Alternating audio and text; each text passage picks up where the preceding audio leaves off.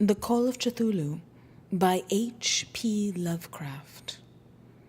Of such great powers or beings, there may be conceivably a survival of a hugely remote period, when consciousness was manifested, perhaps in shapes and forms long since withdrawn before the tide of advancing humanity, forms of which poetry and legend alone have caught a flying memory, and called them gods, monsters, mythical beings of all sorts and kinds.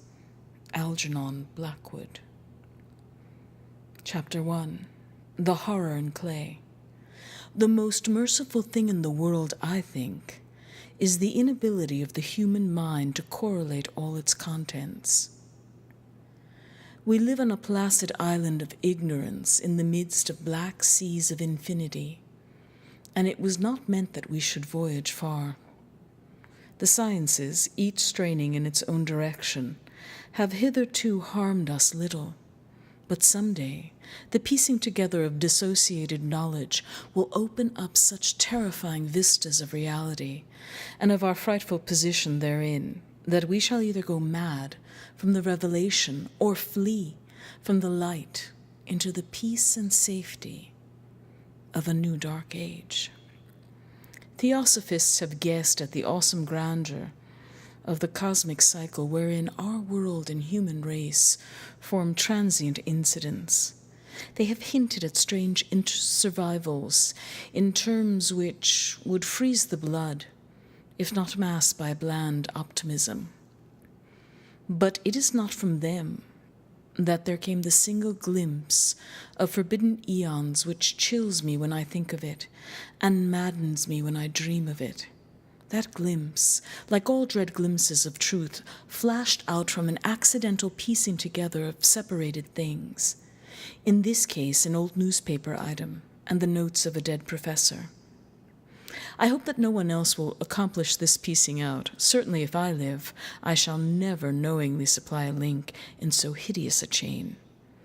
I think that the professor, too intended to keep silent regarding the part he knew, and that he would have destroyed his notes had not sudden death seized him. My knowledge of the thing began in the winter of 1926 to 27, with the death of my great-uncle, George Gamel Angel, Professor Emeritus of Semitic Languages in Brown University, Providence, Rhode Island. Professor Angel was widely known as an authority on ancient inscriptions, and had frequently been resorted to by the heads of prominent museums, so that his passing at the age of 92 may be recalled by many. Locally, interest was intensified by the obscurity of the death.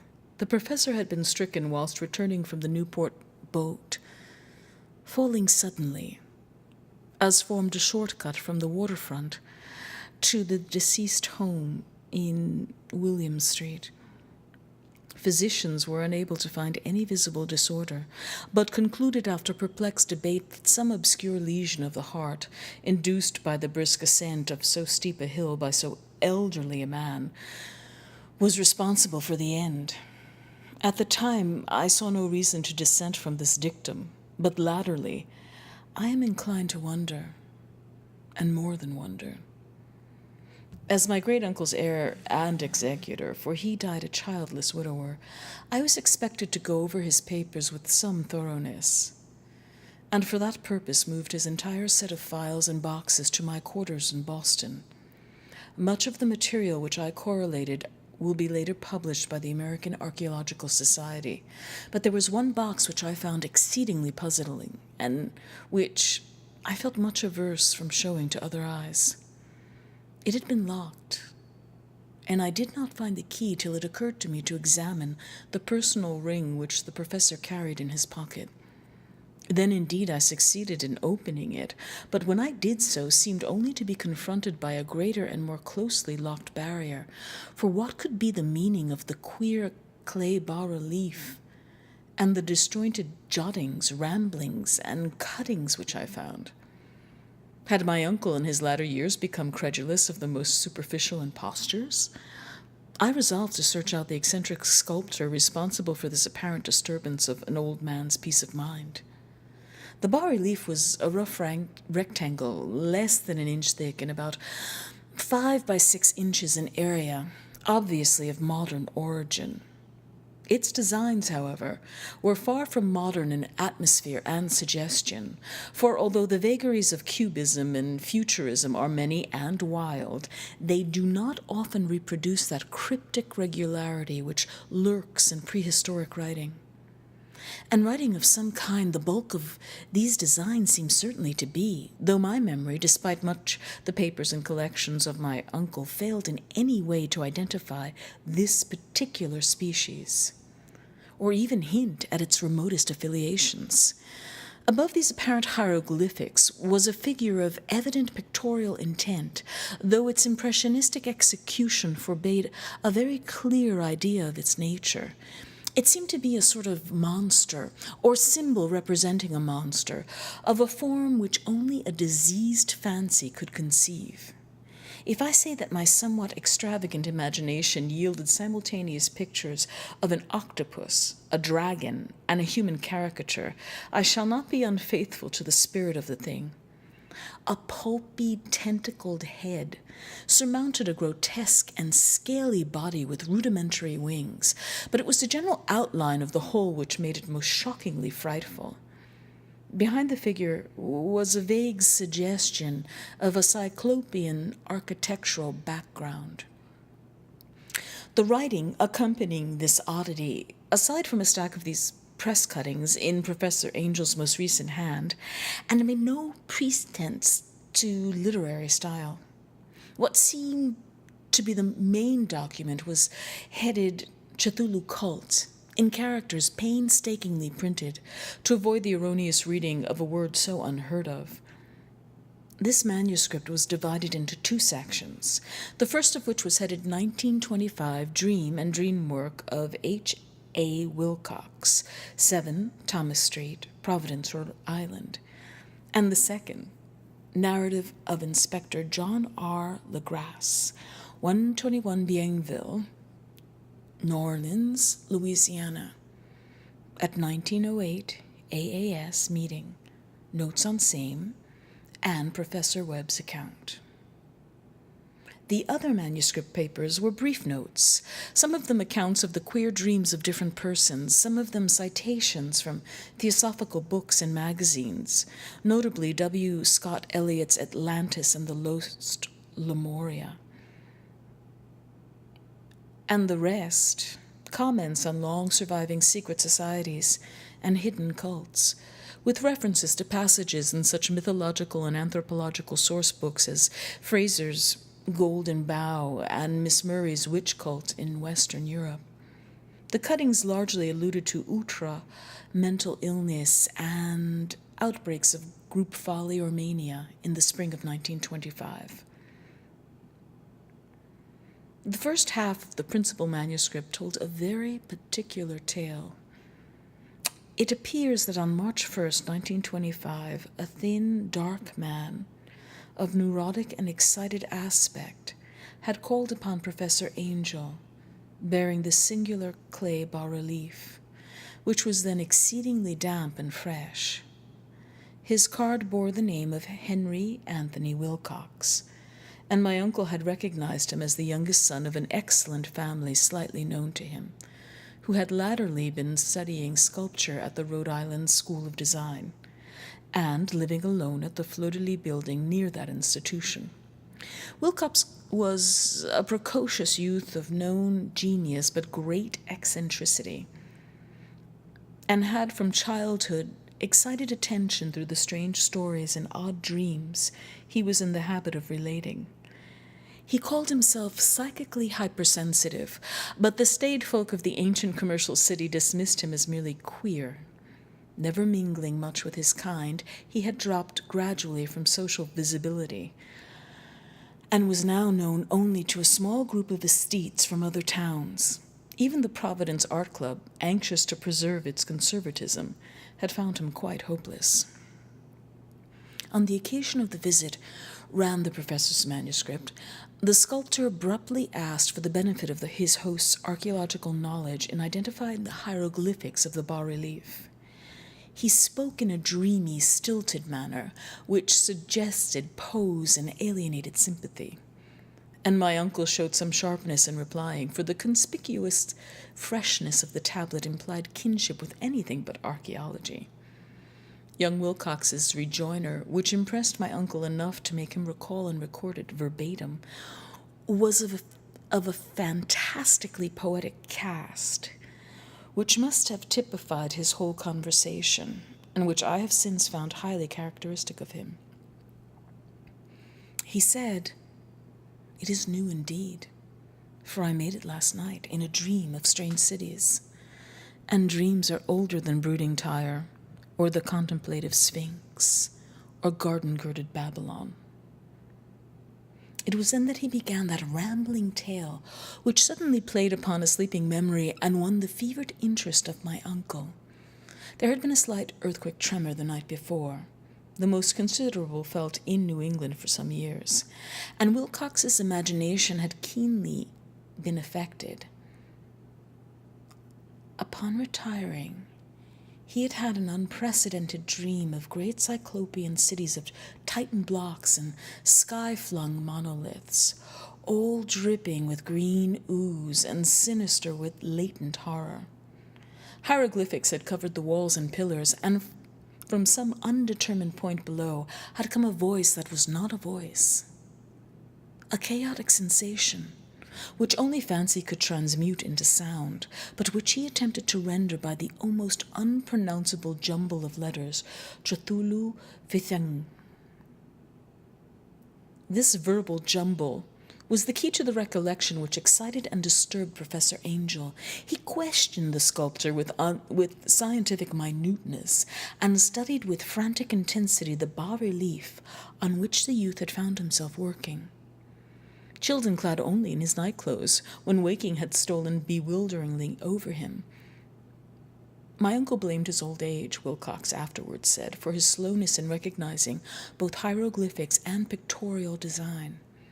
Many of his questions seemed highly out of place to his visitor, especially those which tried to connect the latter with strange cults or societies.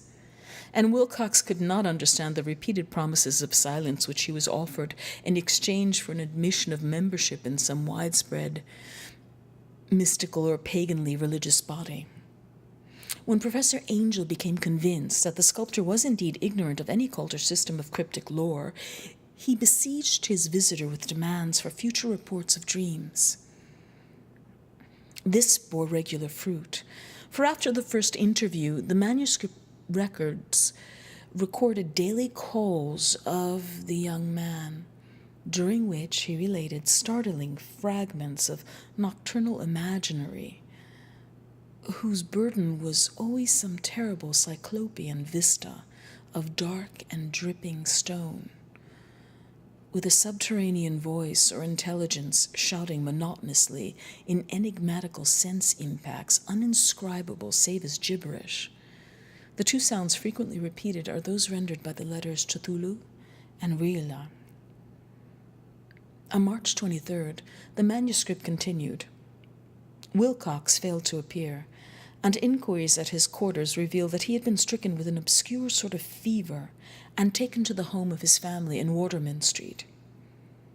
He had cried out in the night, arousing several other artists in the building, and had manifested since then only alternations of consciousness and delirium. My uncle at once telephoned the family, and from that time forward kept close watch of the case, calling often at the Thayer Street office of Dr. Toby, whom he learned to be in charge. The young man's febrile mind apparently was dwelling on strange things, and the doctor shuddered now and then as he spoke of them. They included not only a repetition of what he had formerly dreamed, but touched wildly on a gigantic thing miles high, which walked or lumbered about. He had no time fully described this object, but occasional frantic words, as repeated by Dr. Toby, convinced the professor that it must be identical with the nameless monstrosity he had sought to depict in his dream sculpture. Reference to this object, the doctor added, was invariably a prelude to the young man's subsidence into lethargy. His temperature, oddly enough, was not greatly above normal, but the whole condition was otherwise such as to suggest true fever rather than mental disorder. On April 2nd, at about 3 p.m., every trace of Wilcox's malady suddenly ceased. He sat upright in bed, astonished to find himself at home and completely ignorant of what had happened in dream or reality since the night of March 22nd. Pronounced well by his physician, he returned to his quarters in 3 days. But to Professor Angel, he was of no further assistance. All traces of strange dreaming had vanished with his recovery, and my uncle felt no record of his night thoughts after a week of pointless and irrelevant accounts of thoroughly usual visions. Here the first part of the manuscript ended, but references to certain of the scattered notes gave me much material for thought, so much, in fact, that only the ingrained skepticism then forming my philosophy can account for my continued distrust of the artist. The notes in question were those descriptive of the dreams of various persons covering the same period as that in which young Wilcox had had his strange visitations. My uncle, it seems, had quickly instituted a prodigiously far-flung body of inquiries amongst nearly all the friends whom he could question without impertinence, asking for nightly reports of their dreams and the dates of any notable visions for some time past. The reception of his requests seemed to have varied, but he must, at the very least, have received more responses than any ordinary man would have handled without a secretary. The original correspondence was not preserved, but his notes formed a thorough and really significant digest.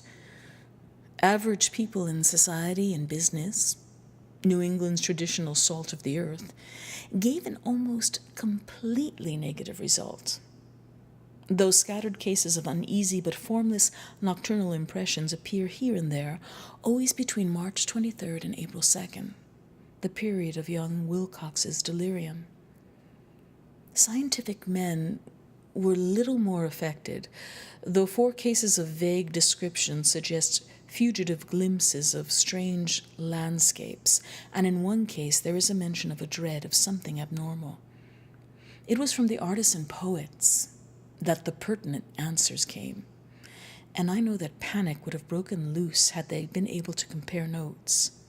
As it was, lacking their original letters, I half suspected the compiler of having asked leading questions, or of having edited the correspondence in corroboration of what he had latently resolved to see.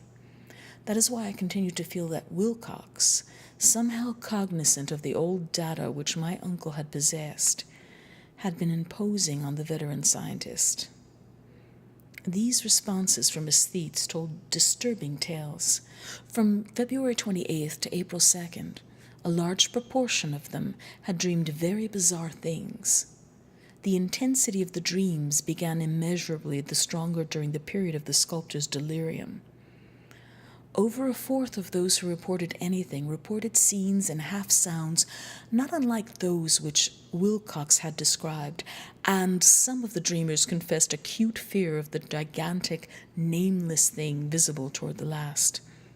One case, which the note describes with emphasis, was very sad. The subject, a widely known architect with leanings toward theosophy and occultism, went violently insane on the date of young Wilcox's seizure, and expired several months later after incessant screamings to be saved from some escaped denizen of hell. Had my uncle referred to these cases by name instead of merely by number, I would have attempted some corroboration and personal investigation. But as it was, I succeeded in tracing down only a few. All of these, however, bore out the notes in full. I've wondered if all the objects of the professor's questioning felt as puzzled as did this fraction. It is well that no explanation shall ever reach them. The press cuttings, as I have intimated, touched on cases of panic, mania, and eccentricity during the given period.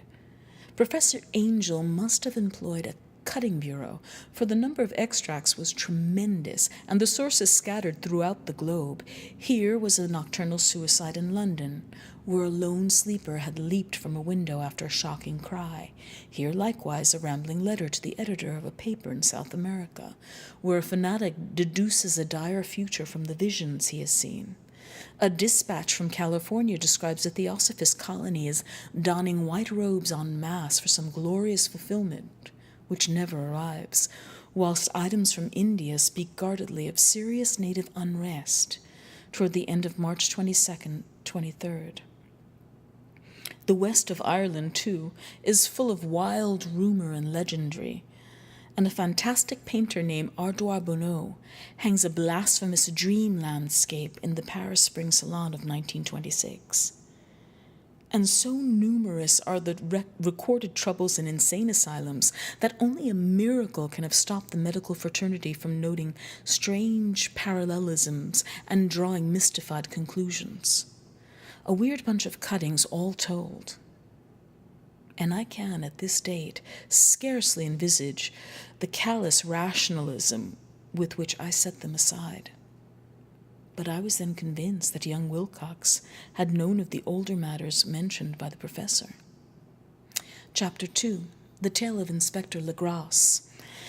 The older matters which had made the sculptor's dream in bas-relief so significant to my uncle formed the subject of the second half of his long manuscript. Once before, it appears, Professor Angel had seen the hellish outlines of the nameless monstrosity, puzzled over the unknown hieroglyphics, and heard the ominous syllables which can be rendered only as Cthulhu. And all this in so stirring and horrible a connection that it is small wonder he pursued young Wilcox with queries and demands for data. This earlier experience had come in 1908, 17 years before, when the American Archaeological Society held its annual meeting in St. Louis. Professor Angel, as befitted one of his authority and attainments, had had a prominent part in all the deliberations, and was one of the first to be approached by the several outsiders who took advantage of the convocation to offer questions for correct answering and problems for expert solution. The chief of these outsiders, and in a short time the focus of interest for the entire meeting, was a commonplace-looking middle-aged man who had traveled all the way from New Orleans for certain special information unobtainable from any local source. His name was John Raymond Legrasse, and he was by profession an inspector of police. With him, he bore the subject of his visit, a grotesque, repulsive, and apparently very ancient stone statuette, whose origin he was at a loss to determine. It must not be fancied that Inspector Legrasse had the least interest in archaeology. On the contrary, his wish for enlightenment was prompted by purely professional considerations. This statuette, idol fetish or whatever it was, had been captured some months before in the wooded swamps south of New Orleans during a raid on a supposedly voodoo meeting. And so singular and hideous were the rites connected with it that the police could not but realize they had stumbled on a dark cult totally unknown to them, and infinitely more diabolic than even the blackest of the African voodoo circles. Of its origin, apart from the erratic and unbelievable tales extorted from the captured members, absolutely nothing was to be discovered. Hence, the anxiety of the police for any antiquarian lore which might help them to place the frightful symbol, and through it track down the cult to its fountainhead. Inspector Legrasse was scarcely prepared for the sensation which his offering created. One sight of the thing had been enough to throw the assembled men of science into a state of tense excitement, and they lost no time in crowding around him to gaze at the diminutive figure, whose utter strangeness and air of genuinely abysmal antiquity hinted so potently at unopened and archaic vistas. No recognized school of sculpture had animated this terrible object, yet centuries and even thousands of centuries of years seemed recorded in its dim and greenish surface of unplaceable stone. The figure, which was finally passed slowly from man to man for close and careful study, was between 7 and 8 inches in height and of exquisitely artistic workmanship. It represented a monster of vaguely anthropoid outline, but with an octopus head whose face was a mass of feelers, a scaly, rubbery-looking body, prodigious claws on hind and forefoot, and long, narrow wings behind. This thing, which seemed instinct with a fearsome and unnatural malignancy, was of a somewhat bloated corpulence and squatted evilly on a rectangular block or pedestal covered with undecipherable characters. The tips of the wing touched the back edge of the block. The seat occupied the center, while the long, curved claws of the doubled-up, crouching hind legs gripped the front edge and extended a quarter of the way down toward the bottom of the pedestal. The cephalad head was bent forward, so that the ends of the facial feelers brushed the backs of huge forepaws, which clasped the croucher's elevated knees. The aspect of the whole was abnormally lifelike, and the more subtly fearful because its source was so totally unknown. Its vast, awesome, and incalculable age was unmistakable, yet not one link did it show with any known type of art belonging to civilization's youth, or indeed to any other time. Totally separate and apart, its material was a mystery. For the soapy greenish-black stone, with its golden or iridescent flecks and striations, resembled nothing familiar to geology or mineralogy. The characters along the base were equally baffling, and no member present, despite a representation of half of the world's expert learning in this field, could form the least notion of even their remotest linguistic kinship.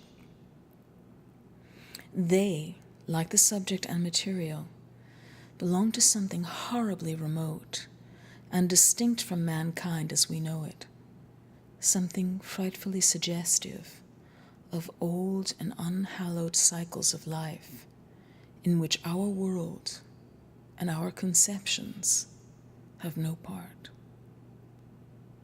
And yet, as the members severally shook their heads and confessed defeat at the inspector's problem, there was one man in that gathering who suspected a touch of bizarre familiarity in the monstrous shape and writing, and who presently told with some diffidence of the odd trifle he knew. This person was the late William Channing Webb, professor of anthropology in Princeton University, and an explorer of no slight note. Professor Webb had been engaged 48 years before in the tour of Greenland and Iceland in search of some runic inscriptions which he failed to unearth, and whilst high up on the West Greenland coast, had encountered a singular tribe or cult of degenerate Esquimaux, whose religion, a curious form of devil worship, chilled him with its deliberate bloodthirstiness and repulsiveness. It was a faith of which other Eskimo knew little, and which they mentioned only with shudders, saying that it had come down from horribly ancient eons, ever before the world was made. Besides nameless rites and human sacrifices, there were certain queer hereditary rituals addressed to a supreme elder devil or tonosuk, and of this Professor Webb had a careful phonetic fetish copy from an aged Angekok or wizard priest, expressing the sounds in Roman letters as best he knew how. But just now, of prime significance, was the fetish which this cult had cherished, and around which they danced when the aurora leaped high over the ice cliffs. It was this, the professor stated, a very crude bas-relief of stone, comprising a hideous picture and some cryptic writing. And so far as he could tell, it was a rough parallel in all essential features of the bestial thing now lying before the meeting. This data, received with suspense and astonishment by the assembled members, proved doubly exciting to the Inspector Legrasse, and he began at once to ply his informant with questions. Having noted and copied oral ritual among the swamp cult worshippers his men had arrested, he besought the professor to remember as best he might the syllables taken down amongst the diabolist Eskimo. Then followed an exhaustive comparison of details and a moment of really awed silence when both detective and scientist agreed on the virtual identity of the phrase, common to two hellish rituals so many worlds of distance apart. What in substance both the Eskimo wizards and the Louisiana swamp priests had chanted to their kindred idols was something very like this. The world divisions being guessed at from traditional breaks in the phrase as chanted aloud. Finglur, Milach, Cthulhu, Rila, Wigadnal, Fingda. Legrasse had one point in advance of Professor Webb, for several among his mongrel prisoners had repeated to him what older celebrants had told him the words meant. This text, as given, ran something like this. In his house at Rila, dead Cthulhu waits, dreaming. And now, in response to a general and urgent demand, Inspector Legrasse related as fully as possible his experience with the swamp worshippers, telling a story to which I could see my uncle attached profound significance. It savored of the wildest dreams of mythmaker and theosophist, and disclosed an astonishing degree of cosmic imagination among such half-castes and pariahs as might be least expected to possess it. On November 1st, 1907, there had come to the New Orleans police a frantic summons from the swamp and lagoon country to the south. The squatters there, mostly primitive but good-natured descendants of Lafitte's men, were in the grip of stark terror from an unknown thing which had stolen upon them in the night. It was voodoo, apparently, but voodoo of a more terrible sort than they had ever known, and some of their women and children had disappeared since the malevolent tom-tom had begun its incessant beating far within the black-haunted woods where no dweller ventured. There were insane shouts and harrowing screams, soul-chilling chants and dancing devil flames, and the frightened messenger added the people could stand it no more. So a body of 20 police, filling 2 carriages and an automobile, had set out in the late afternoon with the shivering squatter as a guide. At the end of the passable road they alighted and for miles splashed on in silence through the terrible cypress woods where day never came.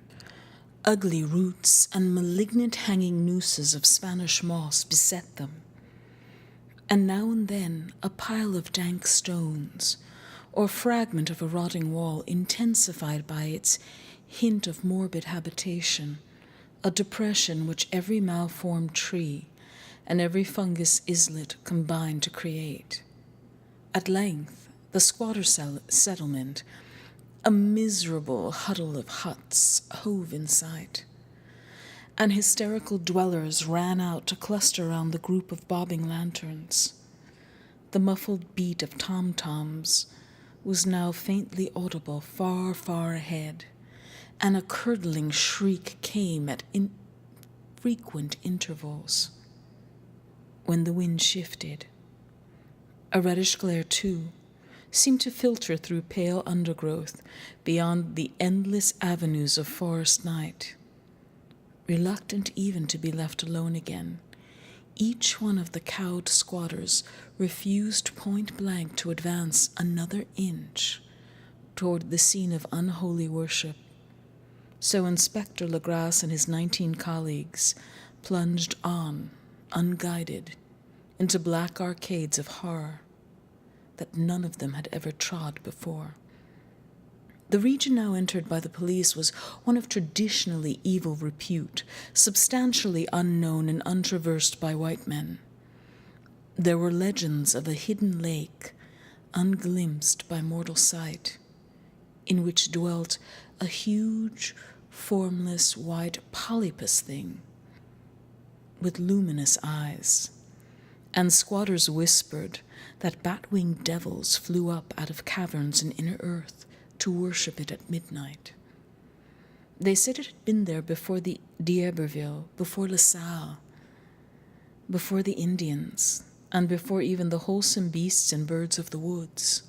It was nightmare itself, and to see it was to die.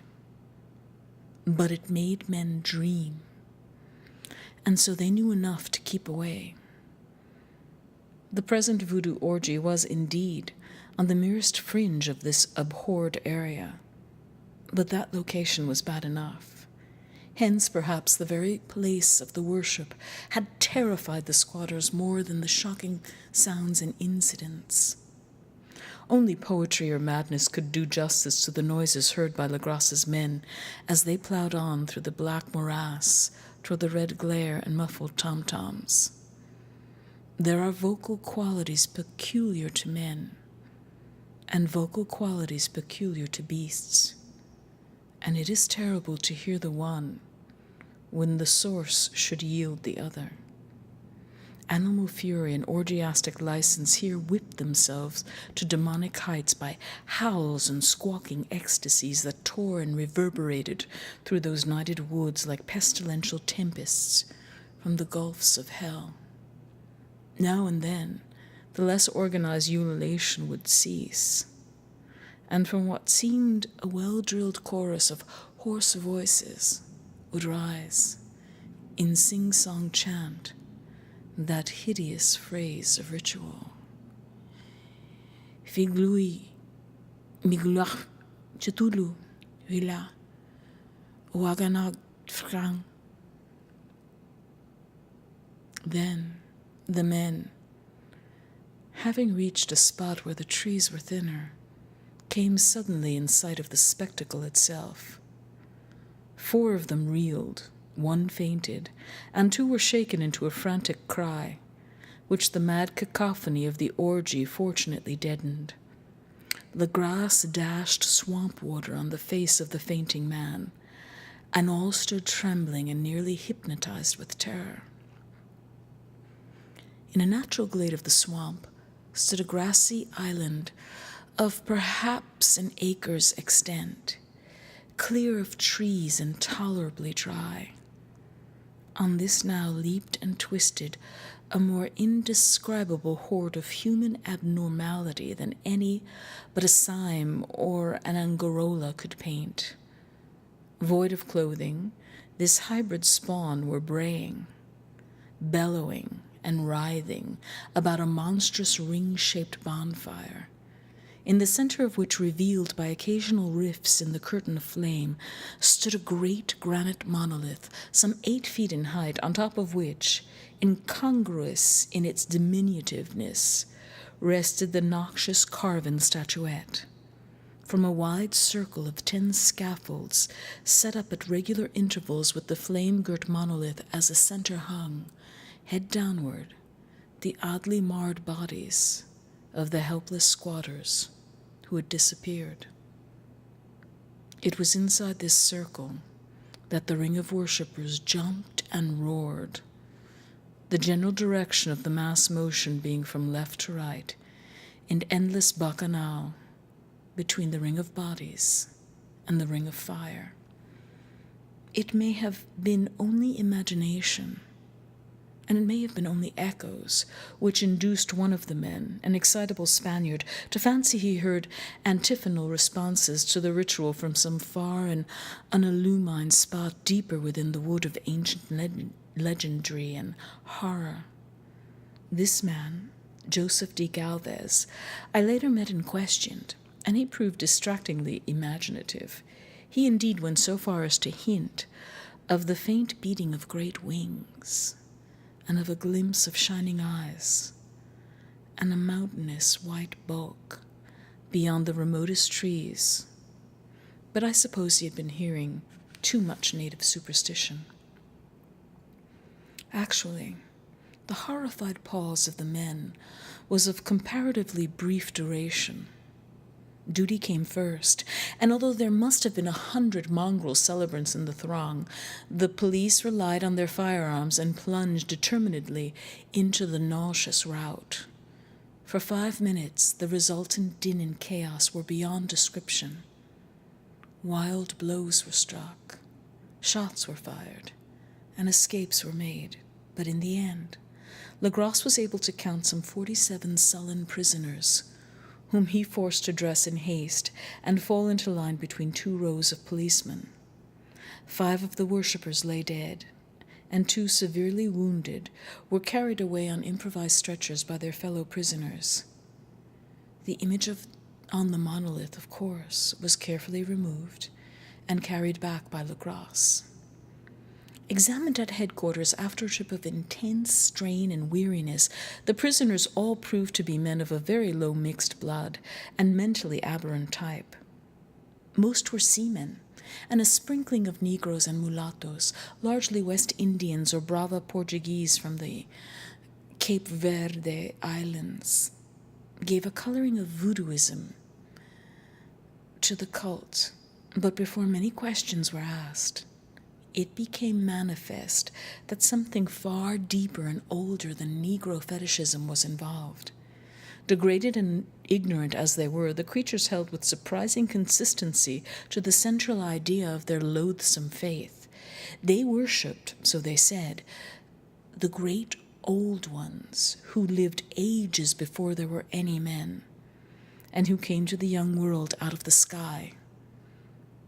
Those old ones were gone now, inside the earth and under the sea. But their dead bodies had told their secrets in dreams to the first men who formed a cult which had never died. This was that cult, and the prisoners said it had always existed and always would exist, hidden in distant wastes and dark places all over the world, until the time when the great priest Cthulhu, from his dark house in the mighty city of Rila, under the waters, should rise and bring the earth again beneath his sway. Someday he would call, when the stars were ready, and the secret cult would always be waiting to liberate him. Meanwhile, no more must be told. There was a secret which even torture could not extract. Mankind was not absolutely alone among the conscious things of earth, for shapes came out of the dark to visit the faithful few. But these were not the old ones. No man had ever seen the old ones. The carven idol was great Cthulhu, but none might say whether or not the others were precisely like him. No one could read the old writing now, but things were told by word of mouth. The chanted ritual was not the secret. That was never spoken aloud, only whispered. The chant meant only this: in his house at Rila, dead Cthulhu waits, dreaming. Only 2 of the prisoners were found sane enough to be hanged, and the rest were committed to various institutions. All denied a part in the ritual murders and averred that the killing had been done by black-winged ones, which had come to them from their immemorial meeting place in the haunted wood. But of these mysterious allies no coherent account could ever be gained. What the police did extract came mainly from the immensely aged mestizo named Castro, who claimed to have sailed to strange ports and talked with undying leaders of the cult in the mountains of China. Old Castro remembered bits of hideous legend that paled the speculations of theosophists and made men and the world seem recent and transient indeed. There had been eons when other things ruled on the earth, and they had had great cities. Remains of them, he said, the deathless Chinaman had told him, were still to be found as cyclopean stones on islands in the Pacific. They all died vast epochs of time before men came, but there were arts which could revive them. When the stars had come around again to the right positions in the cycle of eternity, they had indeed come themselves from the stars and brought their images with them. These great old ones, Castro continued, were not composed altogether of flesh and blood. They had shape, for did not this star-fashioned image prove it? But that shape was not made of matter. When the stars were right, they could plunge from world to world through the sky. But when the stars were wrong, they could not live. But although they no longer lived, they would never really die. They all lay in stone houses in their great city of Rila, preserved by the spells of mighty Cthulhu for a glorious surrection when the stars and the earth might once more be ready for them. But at that time, some force from outside must serve to liberate their bodies. The spells that preserve them intact likewise prevented them from making an initial move, and they could only lie awake in the dark and think whilst uncounted millions of years rolled by. They knew all that was occurring in the universe, for their mode of speech was transmitted thought. Even now they talked in their tombs. When after infinities of chaos the first men came, the great old ones spoke to the sensitive among them by molding their dreams, for only thus could their language reach the fleshly minds of mammals. Then, whispered Castro, those first men formed the cult around tall idols which the Great One showed them, idols brought in dim eras from dark stars. That cult would never die till the stars came right again, and the secret priests would take great Cthulhu from his tomb to revive his subjects and resume his rule of earth. The time would be easy to know, for then mankind would have become as the great old ones, free and wild and beyond good and evil, with laws and morals thrown aside, and all men shouting and killing and reveling in joy. Then the liberated old ones would teach them new ways to shout and kill and revel and enjoy themselves, and all the earth would flame with a holocaust of ecstasy and freedom. Meanwhile, the cult, by appropriate rites, must keep alive the memory of those ancient ways and shadow forth the prophecy of their return. In the elder time, chosen men had talked with the entombed old ones in dreams. But then something happened. The great stone city, Rila, with its monoliths and sepulchres, had sunk beneath the waves, and the deep waters, full of the one primal mystery through which not even thought can pass, had cut off the spectral intercourse. But memory never died, and the high priest said that the city would rise again when the stars were right. Then came out of the earth the black spirits of earth, moldy and shadowy, full of dim rumors picked up in caverns beneath forgotten sea bottoms. But of them old Castro dared not speak much. He cut himself off hurriedly, and no amount of persuasion or subtlety could elicit more in this direction. The size of the old ones, too, he curiously declined to mention. Of the cult he said that he thought the center lay amid the pathless desert of Arabia, where Aram, the city of pillars, dreams hidden and untouched.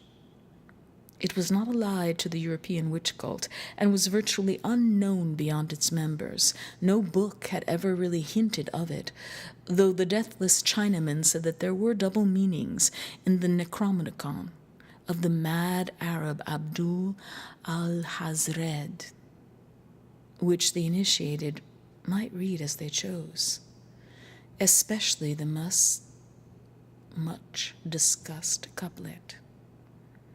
That is not dead, which can eternal lie, and with strange eons, even death may die. Legrasse, deeply impressed and not a little bewildered, had inquired in vain concerning the historic affiliations of the cult. Castro, apparently, had told the truth when he said that it was wholly secret. The authorities at Tulane University could shed no light upon either cult or image, and now the detective had come to the highest authorities in the country and met with no more than the Greenland tale of Professor Webb. The feverish interest aroused at the meeting by Legrasse's tale, corroborated as it was by the statuette, is echoed in the subsequent correspondence of those who attended, although scant mention occurs in the formal publications of the society. Caution is the first care of those accustomed to face occasional charlatanry and imposture. Legrasse, for some time, lent the image to Professor Webb, but at the latter's death it was returned to him and remains in his possession, where I viewed it not long ago. It is truly a terrible thing, and unmistakably akin to the dream sculpture of young Wilcox. That my uncle was excited by the tale of the sculptor, I did not wonder, and for what thoughts must arise upon hearing, after a knowledge of what Legrasse had learned of the cult, of a sensitive young man who had dreamed not only the figure and exact hieroglyphics of the swamp-found image and the Greenland devil tablet, but had come in his dreams upon at least 3 of the precise words of the formula, uttered alike by Eskimo diabolists and mongrel Louisianans. Professor Angel's instant start on an investigation of the utmost thoroughness was eminently natural, though privately I suspected young Wilcox of having heard of the cult in some indirect way, and of having invented a series of dreams to heighten and continue the mystery at my uncle's expense. The dream narratives and cuttings collected by the professor were of course strong corroboration, but the rationalism of my mind and the extravagance of the whole subject led me to adopt what I thought the most sensible conclusions. So after thoroughly studying the manuscript again, and correlating the theosophical and anthropological notes with the cult narrative of Legrasse, I made a trip to Providence to see the sculptor and give him the rebuke I thought proper for so boldly imposing upon a learned and aged man. Wilcox still lived alone in the Fleur-de-Lis building in Thomas Street, a hideous Victorian imitation of 17th century Breton architecture which flaunts its stuccoed front amidst the lovely colonial houses on the ancient hill, and under the very shadow of the finest Georgian steeple in America. I found him at work in his rooms, and at once conceded from the specimens scattered about that his genius is indeed profound and authentic. He will, I believe, sometime be heard from as one of the great decadents, for he is crystallized in clay and will one day mirror in marble those nightmares and fantasies with which Arthur Machen evokes in prose and Clark Ashton Smith makes visible in verse and in painting. Dark, frail, and somewhat unkempt in aspect, he turned languidly at my knock and asked me my business without rising. Then I told him who I was. He displayed some interest, for my uncle had excited his curiosity in probing his strange dreams, yet had never explained the reason for the study. I did not enlarge his knowledge in this regard, but sought with some subtlety to draw him out. In a short time I became convinced of his absolute sincerity, for he spoke of the dreams in a manner none could mistake. They and their subconscious residuum had influenced his art profoundly, and he showed me a morbid statue whose contours almost made me shake with the potency of its black suggestion.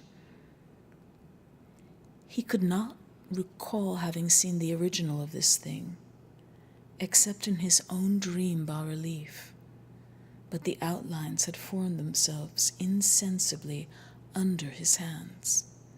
It was no doubt the giant shape he had raved of in delirium.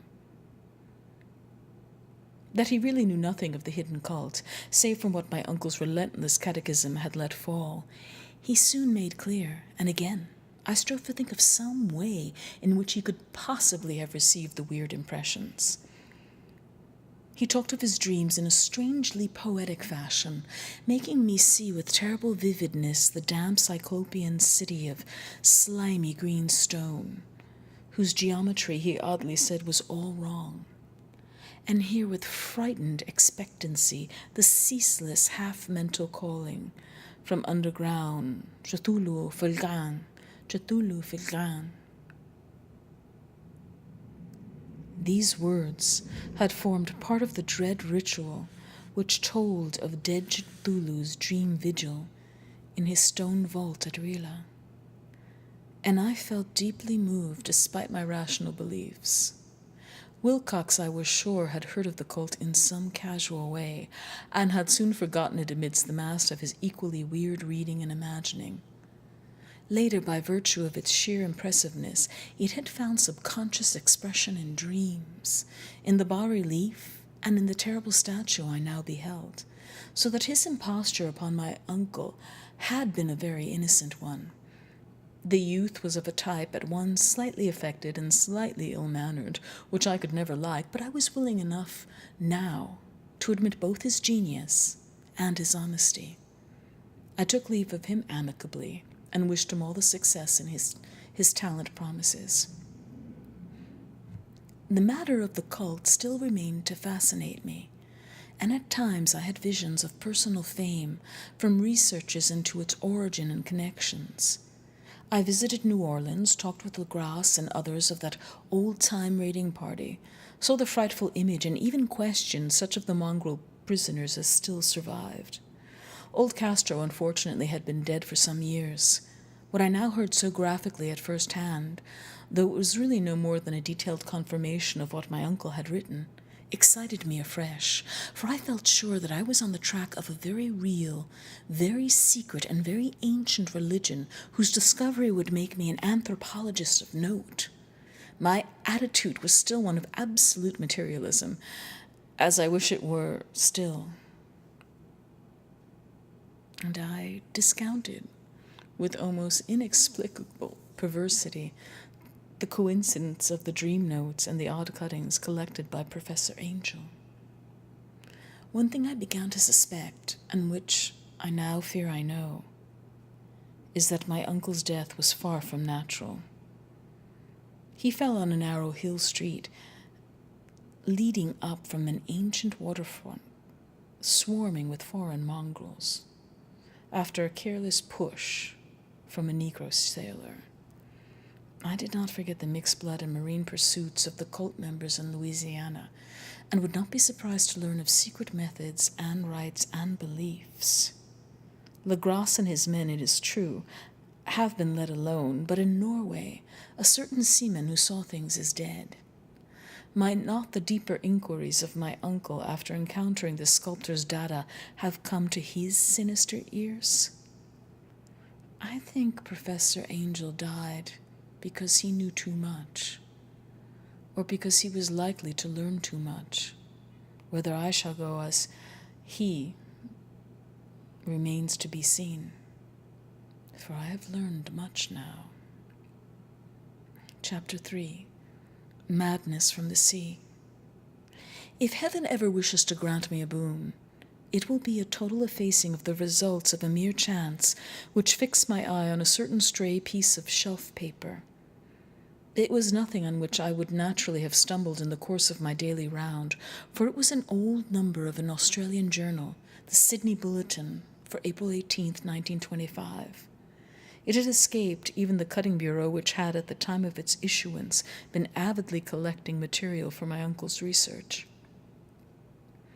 I had largely given over my inquiries into what Professor Angel called the Cthulhu cult, and was visiting a learned friend in Paterson, New Jersey, the curator of a local museum and a mineralogist of note. Examining one day the reserved specimens roughly set on the storage shelves in a rear room of the museum, my eye was caught by an odd picture in which one of the old papers spread beneath the stone. It was the Sydney Bulletin I have mentioned, for my friend had wide affiliations in all conceivable foreign parts, and the picture was a half-tone cut of a hideous stone image, almost identical with that which Legrasse had found in the swamp. Eagerly clearing the sheet of its precious contents, I scanned the item in detail and was disappointed to find it only of moderate length. What it suggested, however, was of portentous significance to my flagging quest, and I carefully tore it for immediate action. It read as follows: Mystery derelict found at sea. Vigilant arrives with helpless armed New Zealand yacht in tow. One survivor and dead man found aboard. Tale of desperate battle and deaths at sea. Rescued seaman refuses particulars of strange experience. Odd idol found in his possession. Inquiry to follow. The Morrison Company's freighter Vigilant, bound from Valparaiso, arrived this morning at its wharf in Darling Harbor, having in tow the battled and disabled but heavily armed steam yacht Alert of Dunedin, New Zealand, which was sighted April 12th in south latitude 34 degrees 21 minutes, west longitude 152 degrees 17 minutes, with one living man and one dead man aboard. The Vigilant left Valparaiso March 25th, and on April 2nd was driven considerably south of her course by exceptionally heavy storms and monster waves. On April 12th, the derelict was sighted, and though apparently deserted, was found upon boarding to contain one survivor in half-delirious condition, and one man who had evidently been dead for more than a week. The living man was clutching a horrible stone idol of unknown origin, about a foot in height, regarding whose nature authorities at Sydney University, the Royal Society, and the museum in College Street all profess complete bafflement, and which the survivor says he found in the cabin of the yacht, in a small carved shrine of common pattern. This man, after recovering his senses, told an exceedingly strange story of piracy and slaughter. He is Gustav Johansen, a Norwegian of some intelligence, and had been second mate of the two-masted schooner Emma of Auckland, which sailed for Callao February 20th with a complement of 11 men. The Emma, he says, was delayed and thrown widely south of her course by the great storm of March 1st, and on March 22nd, in south latitude 49 degrees 51 minutes west, longitude 128 degrees 34 minutes, encountered the Alert, manned by a queer and evil-looking crew of Kanakas and half-castes.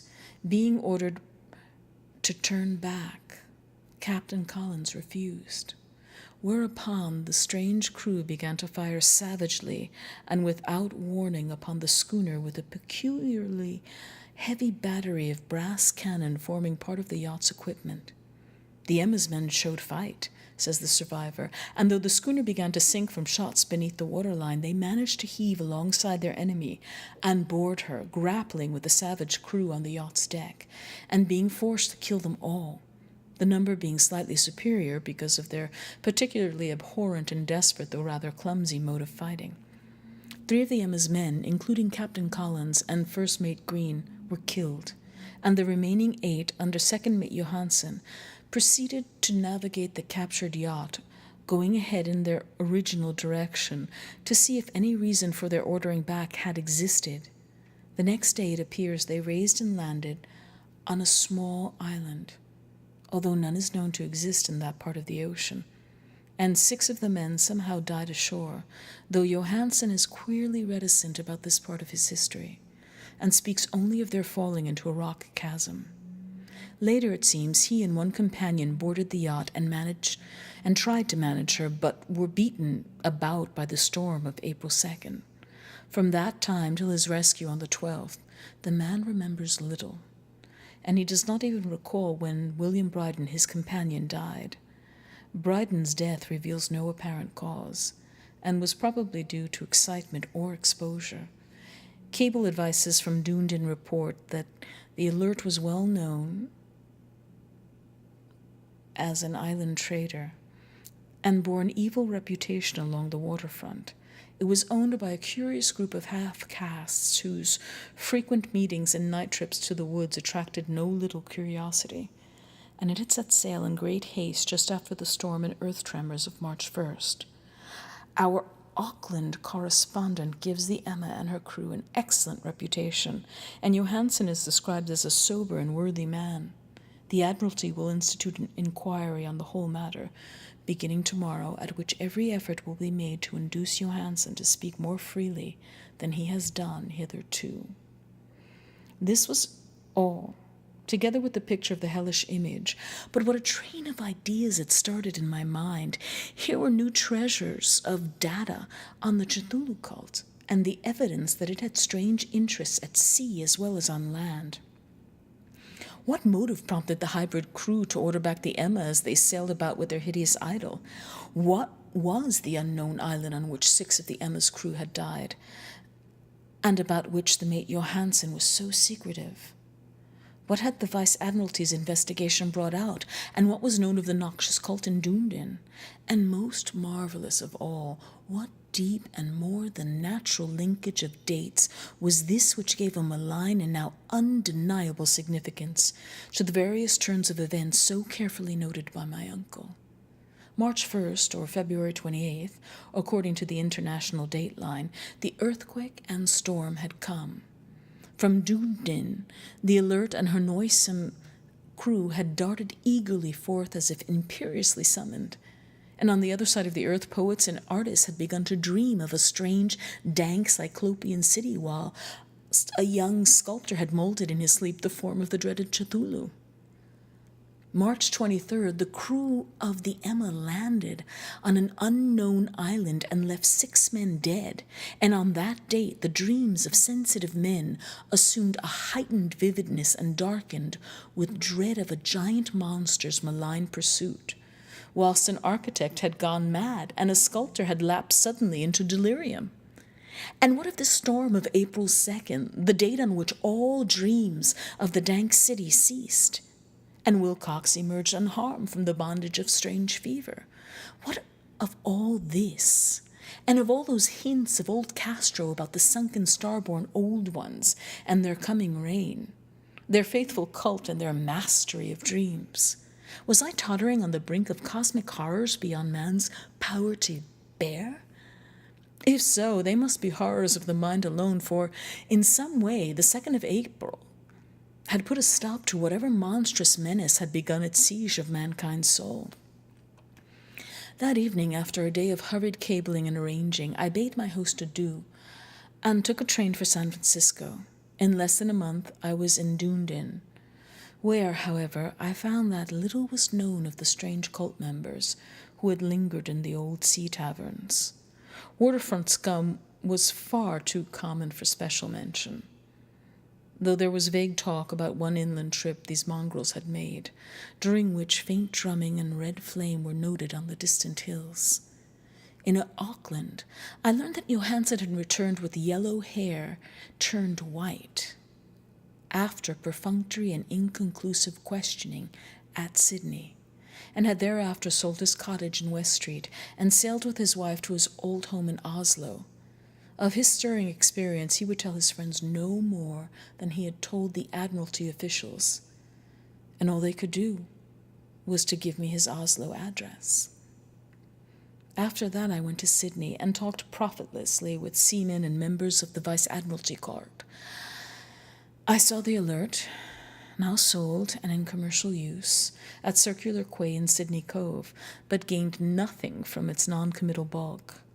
The crouching image with its cuttlefish head, dragon body, scaly wings, and hieroglyphed pedestal was preserved in the museum at Hyde Park, and I studied it long and well, finding it a thing of balefully exquisite workmanship, and with the same utter mystery, terrible antiquity, and unearthly strangeness of material which I had noted in Legrasse's smaller specimen. Geologists, the curator told me, had found it a monstrous puzzle, for they vowed that the world held no rock like it. Then I thought with a shudder of what old Castro had told Legrasse about the old ones. They had come from the stars and had brought their images with them. Shaken with such a mental revolution as I have never before known, I now resolved to visit Mate Johansen in Oslo. Sailing for London, I re-embarked at once for the Norwegian capital, and one autumn day landed at the trim wharves in the shadow of Egberg. Johansen's address, I discovered, lay in the old town of King Harald Hardrada, which kept alive the name of Oslo during all the centuries that the greater city masqueraded as Christiania. I made the brief trip by taxicab and knocked with palpitant heart at the door of a neat and ancient building with plastered front. A sad-faced woman in black answered my summons, and I was stung with disappointment when she told me in halting English that Gustav Johansen was no more.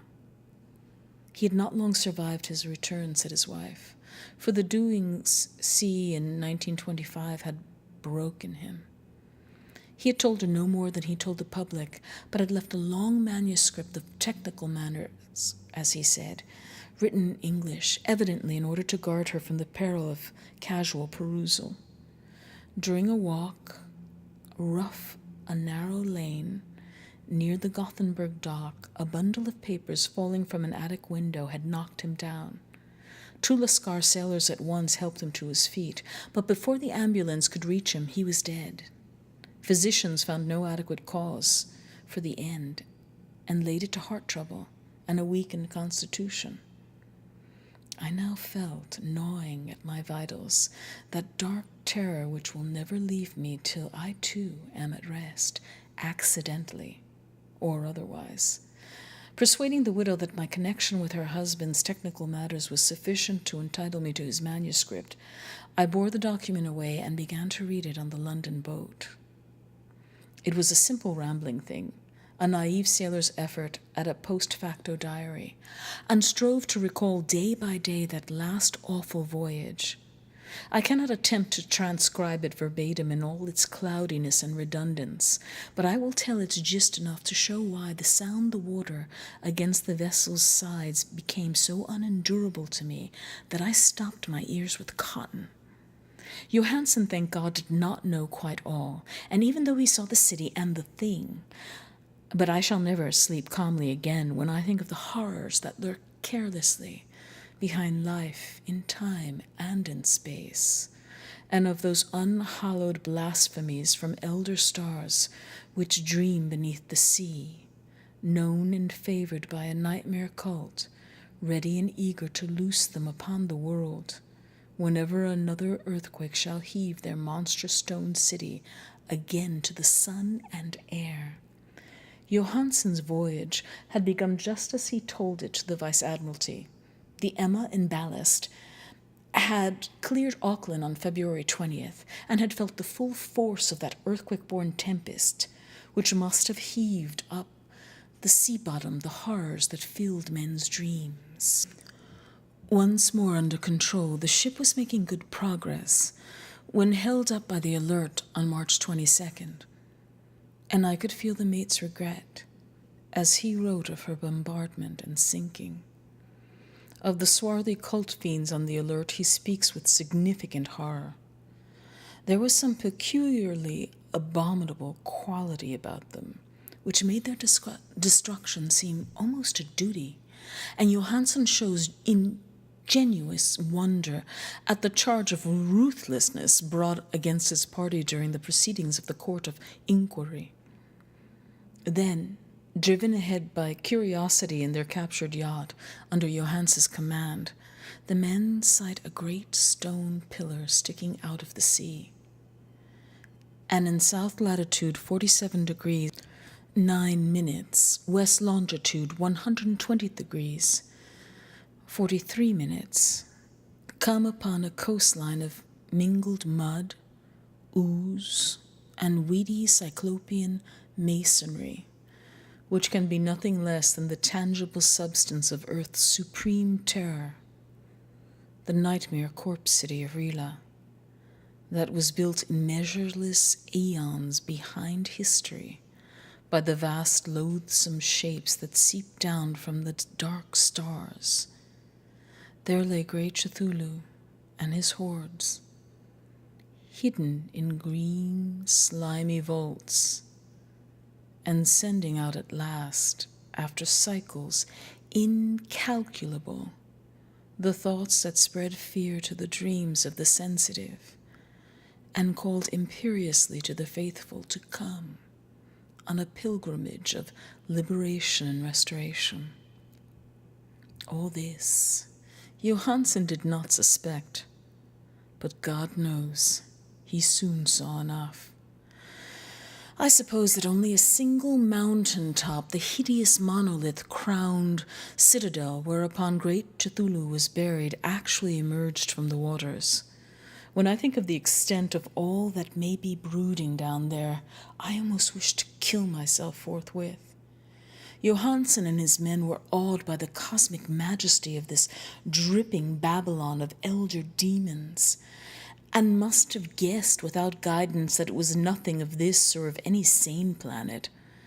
All at the unbelievable size of the greenish stone blocks, at the dizzying height of the great carven monolith, and at the stupefying identity of the colossal statues and bas-reliefs, with the queer image found in the shrine on the alert, is poignantly visible in every line of the mate's frightened description. Without knowing what futurism is like, Johansen achieved something very close to it when he spoke of the city.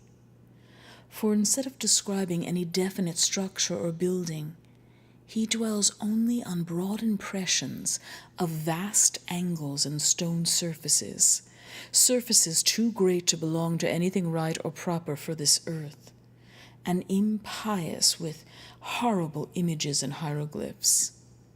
I mention his talk about angles because it suggests something Wilcox had told me of his awful dreams. He said that the geometry of the dream place he saw was abnormal, non-Euclidean, and loathsomely redolent of spheres and dimensions apart from ours. Now an unlettered seaman felt the same thing whilst gazing at the terrible reality. Johansen and his men landed at a sloping mud bank on this monstrous acropolis and clambered slipperily up over titan oozy blocks, which could have been no mortal staircase. The very sun of heaven seemed distorted when viewed through the polarizing miasma, welling out from the sea-soaked perversion, and twisted menace and suspense lurked leeringly in those crazily elusive angles of carven rock, where a second glance showed concavity after the first showed convexity. Something very like fright had come over all the explorers before anything more definite than rock and ooze and weed was seen. Each would have fled had he not feared the scorn of the others, and it was only half-heartedly that they searched, vainly as it proved, for some portable souvenir to bear away. It was Rodriguez, the Portuguese, who climbed up the foot of the monolith and shouted of what he had found. The rest followed him and looked curiously at the immense carved door with the now familiar squid dragon bas-relief. It was, Johansen said, like a great barn door, and they all felt that it was a door because of the ornate lintel threshold and jambs around it, though they could not decide whether it lay flat, like a trapdoor, or slantwise, like an outside cellar door. As Wilcox would have said, the geometry of the place was all wrong. One could not be sure that the sea and the ground were horizontal, hence the relative position of everything seemed phantasmally variable. Bryden pushed at the stone in several places without result. Then Donovan felt it over delicately around the edge, pressing each point separately as he went. He climbed interminably along the grotesque stone molding. That is, one would call it climbing if the thing was not after all horizontal. And the men wondered how any door in the universe could be so vast. Then, very softly and slowly, the acre-great lintel began to give inward at the top, and they saw it was balanced. Donovan slid or somehow propelled himself down or along the jamb and rejoined his fellows, and everyone watched the queer recession of the monstrously carven portal. In this fantasy of prismatic distortion, it moved anomalously in a diagonal way, so that the rules of matter and perspective seemed upset. The aperture was black, with the darkness almost material. The tenebriousness was indeed a positive quality, for it obscured such parts of the inner walls as ought to have been revealed, and actually burst forth like smoke from its eon-long imprisonment, visibly darkening the sun as it slunk away into the shrunken and gibbous sky on flapping membranous wings. The odor rising from the newly opened depths was intolerable, and at length the quick-eared Hawkins thought he heard a nasty slopping sound down there. Everyone listened, and everyone was listening still when it lumbered slobberingly into sight and gropingly squeezed its gelatinous green immensity through the black doorway into the tainted outside air of that poisoned city of madness. Poor Johansen's handwriting almost gave out when he wrote of this. Of the 6 men who never reached the boat, he thinks 2 perished of pure fright in that accursed instant. The thing cannot be described. There is no language for such abysms of shrieking and immemorial lunacy, such eldritch contradictions of all matter, force, and cosmic order. A mountain walked or stumbled. God, what wonder that across the earth a great architect went mad, and poor Wilcox raved with fever in that telepathic instant.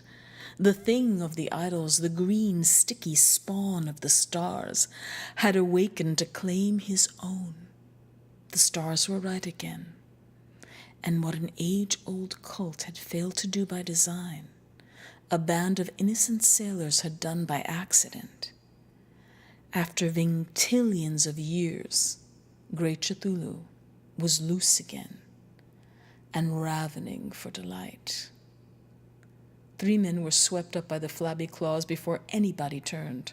God rest them, if there be any rest in the universe. They were Donovan, Guerrera, and Angstrom. Parker slipped as the other 3 were plunged frenziedly over endless vistas of green-crusted rock to the boat, and Johansen swears he was swallowed up by an angle of masonry which shouldn't have been there, an angle which was so acute but behaved as if it were obtuse. So only Biden and Johansen reached the boat and pulled desperately for the alert as the mountainous monstrosity flopped down the slimy stones and hesitated, floundering at the edge of the water.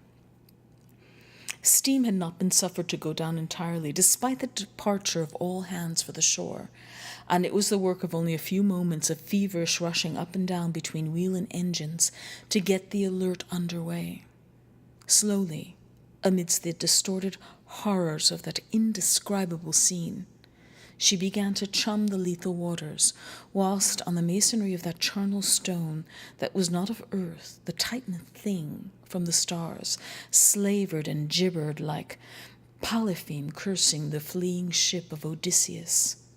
Then, bolder than the storied Cyclops, great Cthulhu slid greasily into the water and began to pursue with vast, wave-raising strokes of cosmic potency.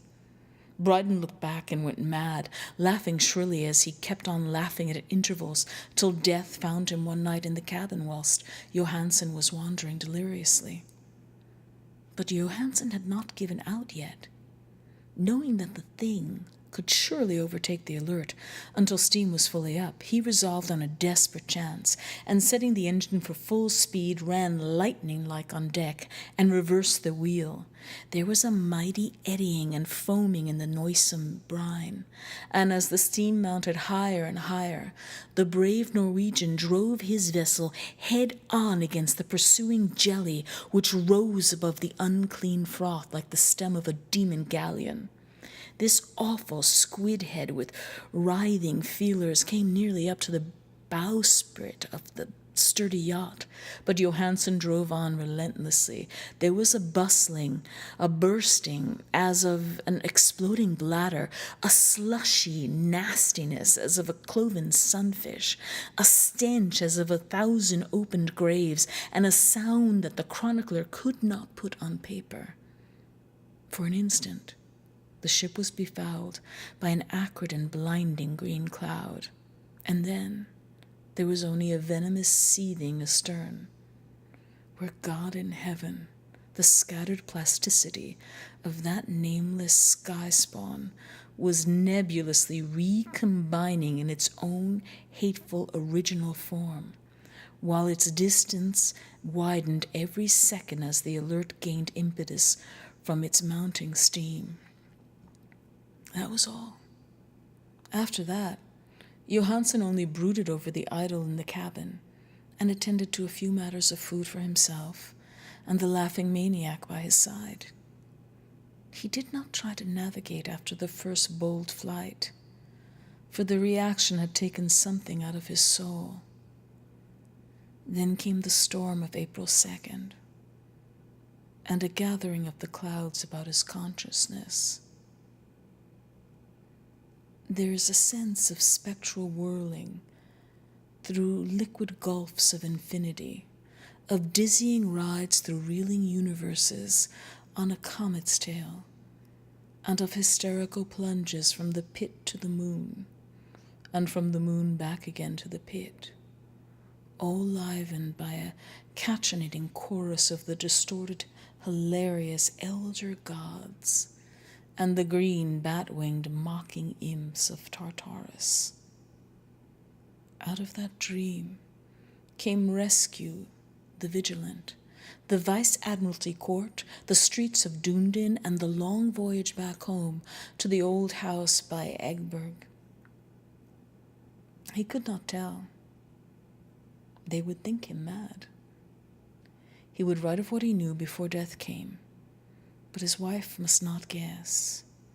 Death would be a boon, if only it could blot out the memories. That was the document I read. And now I have placed it in the tin box beside the bas-relief and the papers of Professor Angel. With it shall go this record of mine, this test of my own sanity, wherein is pieced together that which I hope may never be pieced together again. I have looked upon all that the universe has to hold of horror, and even the skies of spring and the flowers of summer must ever afterward be poison to me. But I do not think my life will be long. As my poor uncle went, as poor Johansen went, so I shall go. I know too much. And the cult still lives. Cthulhu still lives too, I suppose. Again, in that chasm of stone which has shielded him since the sun was young. His accursed city is sunken once more, for the Vigilant sailed over the spot after the April storm, but his ministers on earth still bellow and prance and slay around idol-capped monoliths in lonely places. He must have been trapped by the sinking, whilst within his black abyss, or else the world would by now be screaming with fright and frenzy. Who knows the end? What has risen may sink, and what has sunk may rise. Loathsomeness waits and dreams in the deep, and decay spreads over the tottering cities of men. A time will come, but I must not and cannot think. Let me pray that, if I do not survive this manuscript, my executors may put caution before audacity, and see that it meets no other eye.